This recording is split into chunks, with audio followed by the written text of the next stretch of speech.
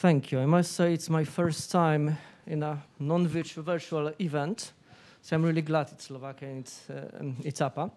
And I'm here to give you an update about 5G, about security, about business, about regulation. So let's start with good news first.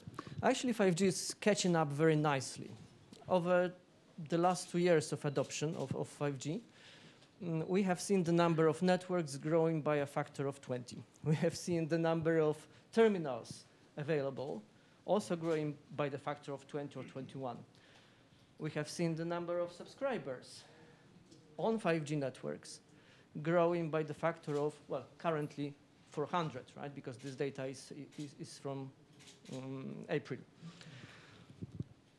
If you compare this pace of adoption with how 4G, so LTE, was adopted, you will see that in the pace expressed in the number of networks is 3 times faster with 5G than it was for 4G.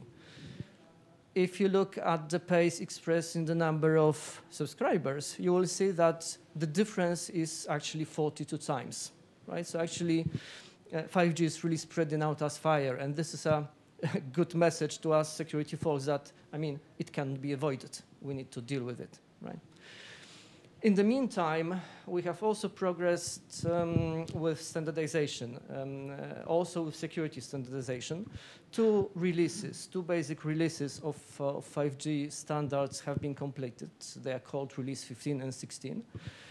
And from functionality point of view, they actually deliver on the original promise made to the International Telecommunication Union, right? So actually, 5G as such is completed in paper, right? It is also completed if you look at security, right? Including very specific use cases as connected cars, so V2X ecosystems, like industrial Internet of Things, right? So it's been completed. And you'll see the implementation in mainstream most likely next year, right? Because the normal delay between standardization and something going on in the network is roughly 2 years, right? And the standards were completed last year. Now, speaking about security, we have spent the better time of the last 2 years speaking about 5G security. I was personally here in Slovakia, in ITAPA, getting quite tough questions from the audience. Actually, I enjoyed that. So despite all the differences, I think we can agree that only vendors which meet baseline security requirements should be allowed to build 5G networks, right? And only equipment which meets baseline security requirements should be allowed to be used in 5G network, right? I think we can agree on that.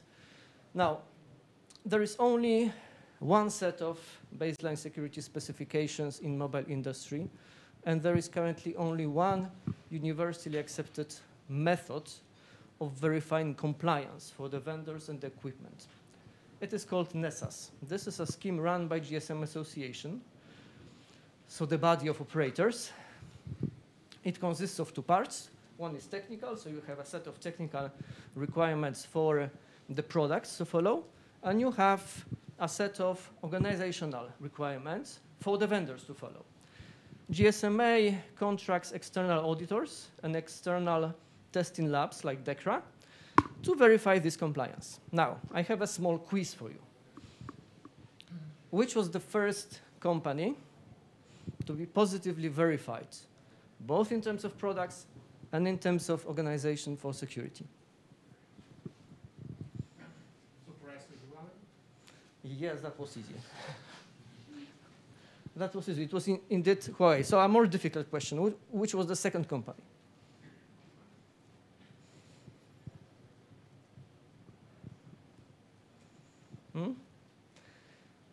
ZTE, ta-dam, another Chinese company. So the most difficult questions, for those of you who are the most daring, which was the third company?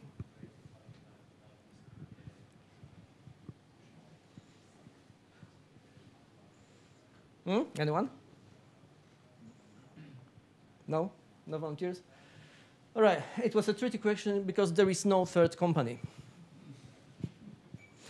Nokia and Ericsson have been verified only on the organizational side.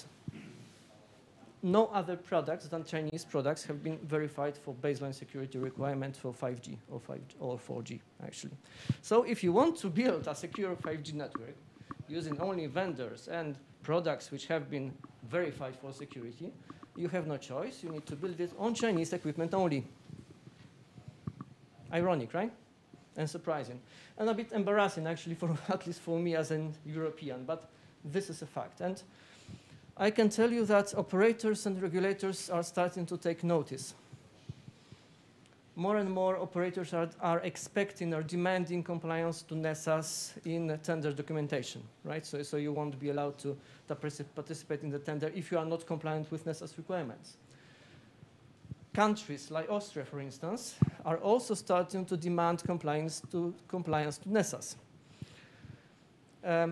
And pretty much you cannot say in one sentence that you care for security as a country or an operator and not require compliance to NESAs, especially that NESAs will be the basis of 5G certification scheme under the Cybersecurity Act for European Union. So it was about networks. Have a look at devices now. On the devices front, one trend is very clear. The number of devices which are not smartphones are beginning to trump the number of smartphones in use. 5G will not be a communication system for people to communicate. It will be a system for machines to communicate. Over the next 4 years, we can expect that, on average, there will be 9 smart devices per head, right? The problem is, and the security problem is, that the devices are very different. They're different in terms of hardware, of course. They're different in terms of operational system use. They actually use as much as 80 different protocols and technologies to communicate, right? So from the application point of view, application developers are also developing an application for mobile phone, for a watch, for a tablet, for vehicle, right? For television set. All these applications are different because they are dedicated for the devices, which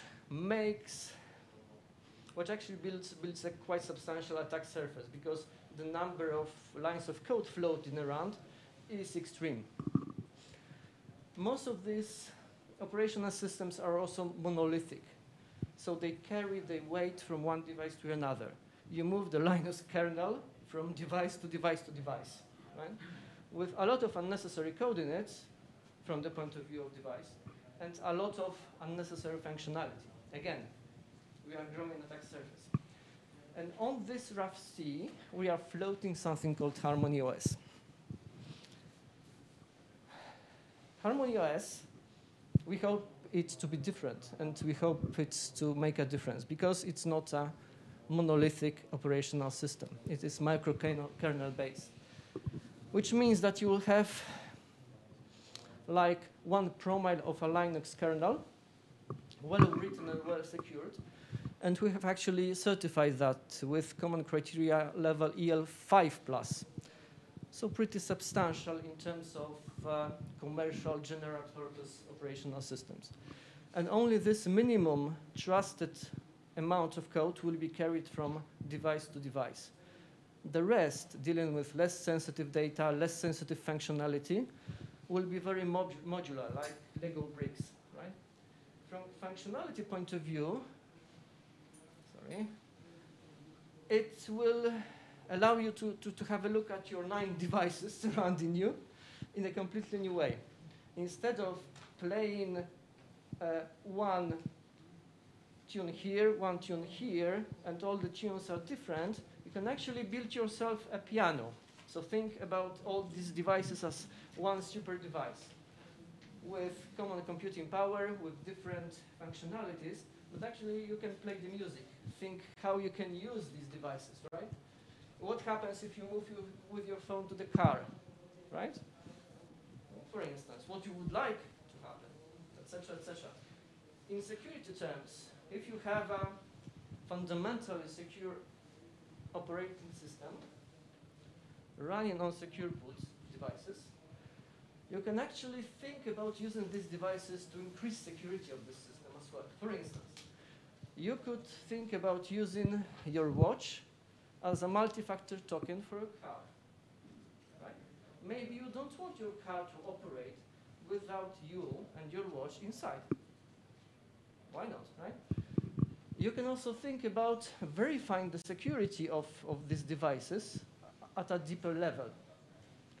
For instance, if you connect your mobile phone to your car currently, your car is not able to verify whether your phone is compromised. There's no way. However, with the microkernel design, secure boot design, and ability to check the integrity of the software and the protocol between these two things to provide this assurance, your car will be able to get a report whether your smartphone is actually in a good security state. Right? So actually, in a year's time, after the teething problems are solved, I might have another quiz for you. Because we security people, we need to walk the talk, right? And having a choice between a less secure device and a more secure device, we should be theoretically choosing the more secure device, right? So maybe I will ask next year, how many of you have chosen Harmony OS? Because it has the security by design necessary to make a difference. Thank you very much. Thank you on behalf of Chinese Dragon.